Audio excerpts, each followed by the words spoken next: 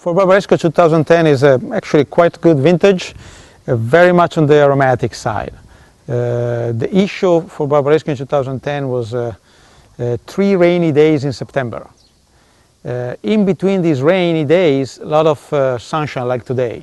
So no issues for botrytis or no problem with health for the grapes. Just a little lack of concentration in the final wine.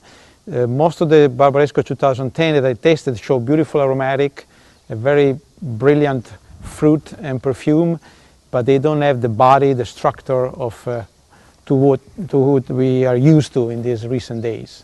So we decided at Produttori that it was not worth to define the single vineyards, and instead we blended all the 9 single vineyards, the best grapes from the single vineyards, in one single Barbaresco blend, which should be quite exciting for the vintage.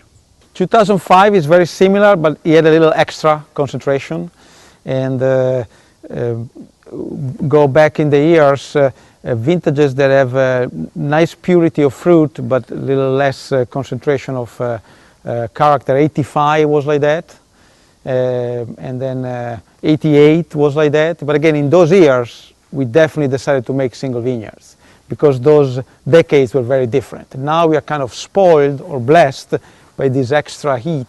So we are consistently producing riper, richer wine. So in the scheme of the last vintages, 2010 it may be considered a light vintage, but it's still a 14% alcohol wine. As the market for these 2 wines, the experience, the knowledge of these 2 wines becomes more important and more focused, we should start to talk about Barbaresco and Barolo as slightly different in terms of vintage quality. It's true that the general perspective is the same, the 2 areas are similar, are close, and the general climate is always similar, vintage after vintage, but when it comes to the specific of the vintages, there may be some difference. I can say that, again, 2010 is probably a classic, powerful, rich vintage in Barolo. In Barbaresco, we had a little lighter expression of that vintage. It was more like that, and 2009, 2008, on the contrary, probably a little more successful in Barbaresco.